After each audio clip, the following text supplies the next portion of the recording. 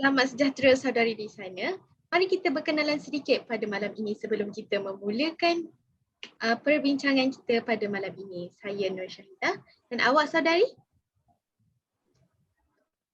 Selamat sejahtera, nama saya Snega Vijay Kumar. Okey, awak sihat? Ya, saya sihat. Awak macam mana? Alhamdulillah, saya sihat.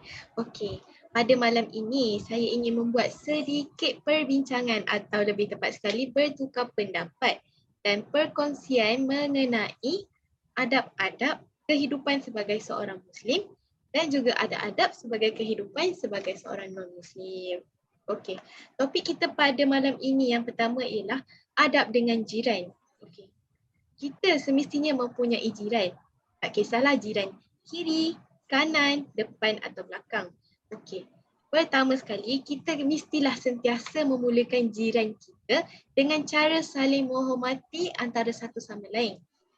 Kita mestilah melakukan kebaikan tanpa meminta sebarang pulangan dari pertolongan yang kita salurkan. Okey, sebagai contohlah, Syahidah bagi contoh, kita dalam situasi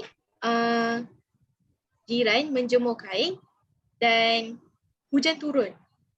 Semestinya kita sebagai jiran akan pergi tolong angkat kain kan? Okay. Daripada pertolongan yang disalurkan, seharusnya sebagai seorang jiran kita tak perlulah minta balik pertolongan yang akan datang kepada kita. Contohnya, hello, aku dah tolong angkat kain kau ni, kau tolonglah belanja aku makan macam tu. Sepatutnya kita tak bolehlah cakap macam tu kan. Kita kenalah niat dengan ikhlas kan. Okey, seterusnya kita kena berfikiran terbuka dan bertolak ansur. Kita juga kena menghormati mereka sebagai jiran dan tidak menyakiti hati mereka dengan melakukan perkara-perkara yang di luar jangkaan. Okay, kita ni hidup berjiran, duduk sebelah-sebelah. Kita tak bolehlah buat bising selalu. Kita kenalah menghormati privasi mereka. Mereka juga perlukan waktu rehat. Bukannya kita selalu kena buat bising. Macam itulah. Dan kita juga kena sentiasa menegur jiran andai mereka telah melakukan kesalahan atau tindakan mereka adalah tidak sepatutnya dilakukan. Kalau mereka melakukan perbuatan yang tak elok, kita sebagai jiran mestilah bertanggungjawab untuk menegur mereka untuk tidak melakukan perkara yang tidak elok. Okay. Dari Abu Hurairah radhiyallahu anhu, Rasulullah sallallahu alaihi wasallam bersabda, sesiapa yang beriman dengan Allah dan akhirat, maka hendaklah ia memuliakan jirannya. Sineka, dalam adab berjiran, bolehkah Sineka memberi sedikit pendapat? Okay. Dari segi pandangan saya, dalam adab berjiran ni tak kisah agama, orang India ke, orang Cina ke, Melayu ke, kita hidup berjiran kita kena saling menghormati. Okey, dalam kongsi itu, kalau kita nak menghormati, kita kena jaga rukun tetangga kita satu sama lain.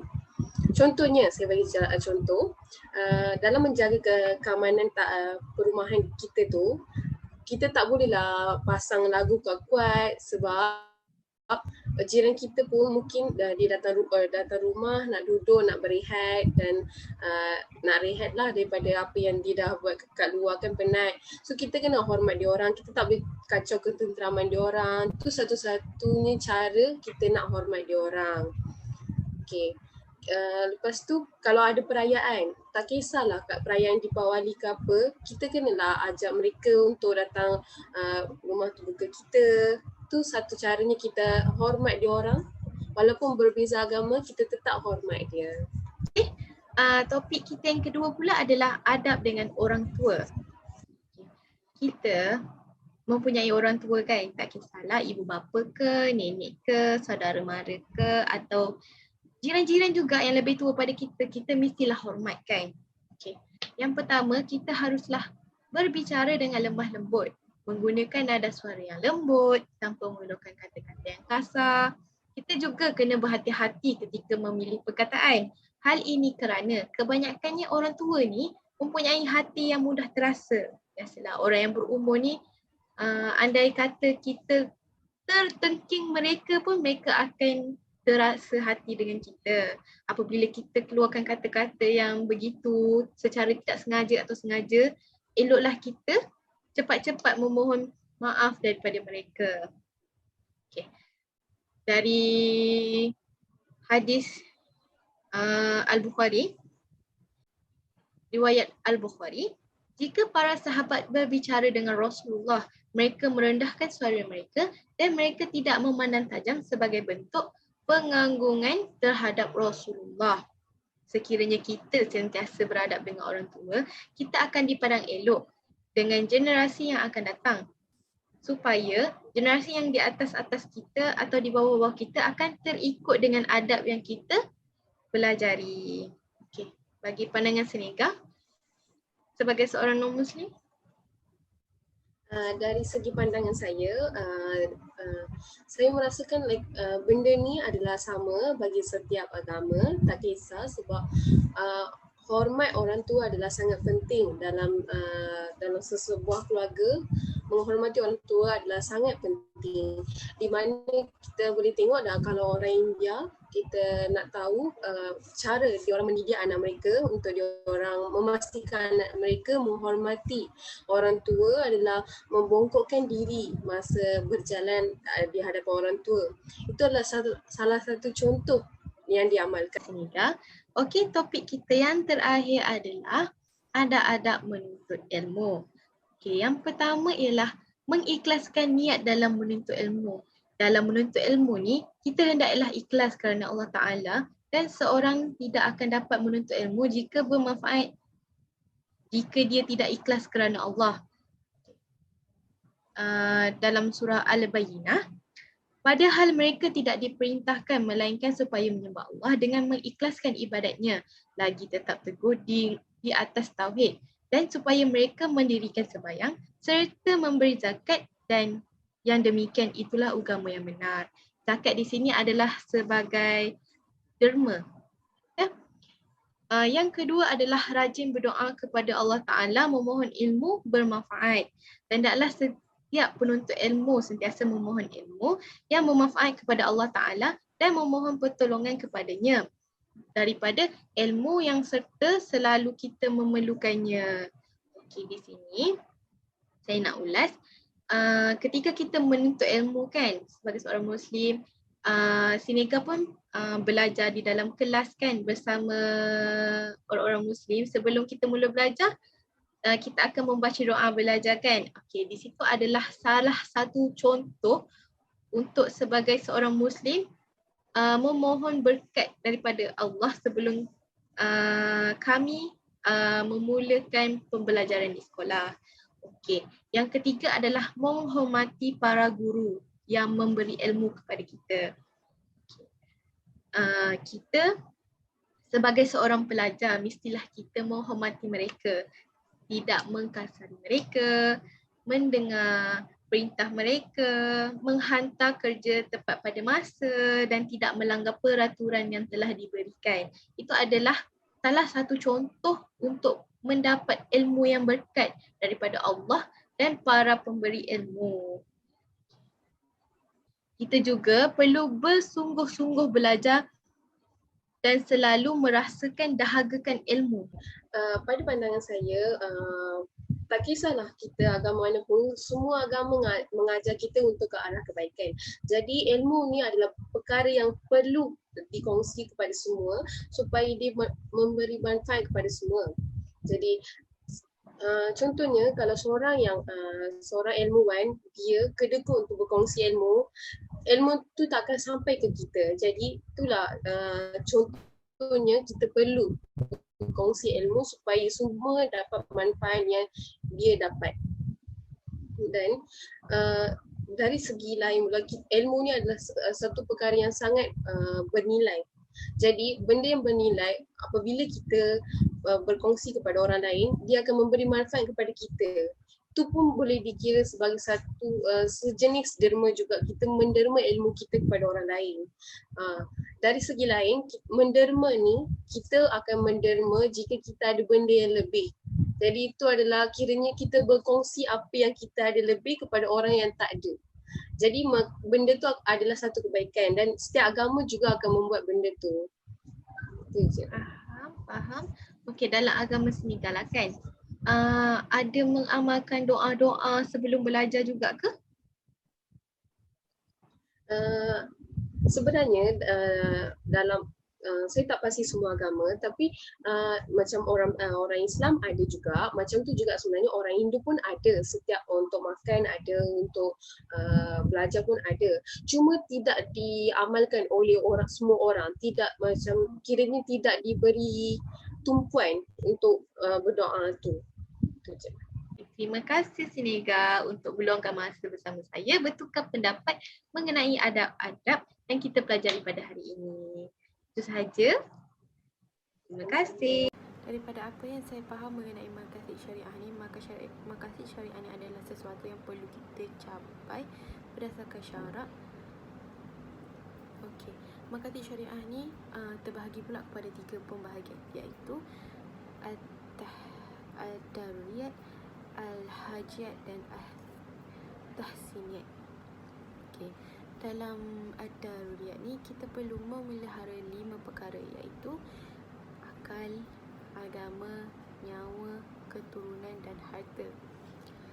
Dan al-hajat ni pula adalah satu keperluan yang di mana ia adalah sesuatu untuk memudahkan urusan kita, seperti perkahwinan dan juga pengangkutan. Dan yang ketiga adalah, dan tahsiniat adalah sesuatu seperti pelengkap yang berpegang kepada akhlak-akhlak yang lebih baik. Berdasarkan perkongsian tadi, kita telah lihat beberapa situasi mengenai maqasid syariah yang telah diterangkan. Yang pertama yang boleh saya ulas di sini mengenai adab dengan jiran, iaitu ia termasuk dalam maqasid tahsiniat, iaitu berpegang kepada akhlak-akhlak yang baik. Berbaik dengan sesama jiran ini adalah perlu untuk kita sentiasa hidup dalam kalangan suasana yang harmoni tanpa pergaduhan. Tak kiralah jiran kita itu baik atau tidak, tapi kita sebagai seorang manusia perlulah mencipta suasana yang harmoni.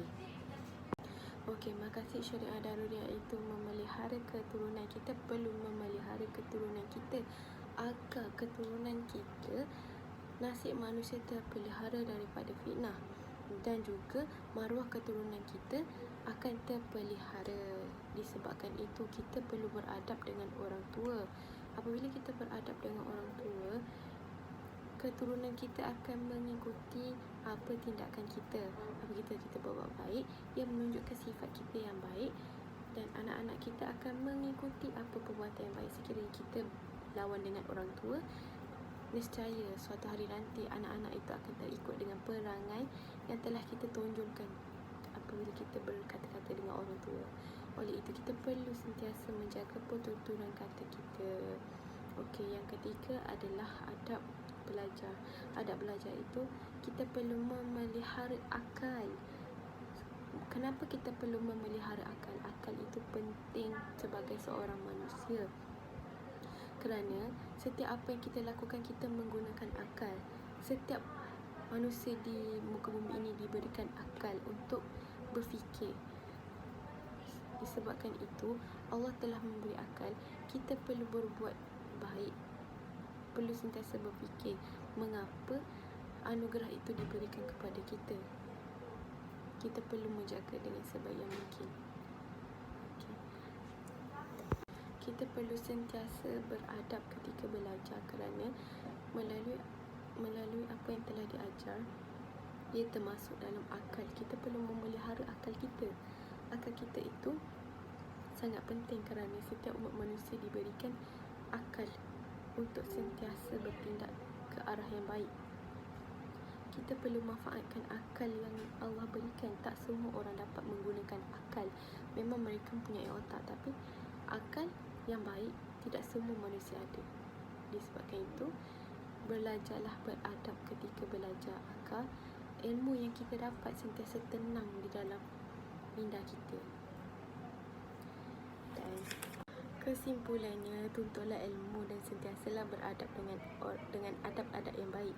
Sentiasa memelihara adab kita sebagai seorang umat Islam.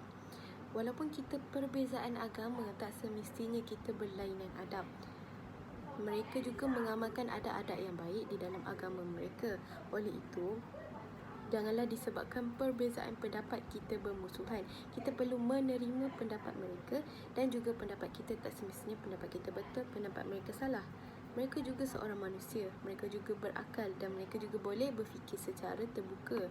Oleh itu, kita seharusnya menghormati sesama agama kita tanpa berkata buruk pada agama lain selain daripada agama Islam. Peliharalah agama kita, peliharalah kita punya adab dan juga sebagai umat Islam. Berbaik-baiklah ketika kita hidup. Janganlah berbuat jahat ketika kita masih hidup dan sentiasa mengamalkan kebaikan. Sekian, terima kasih.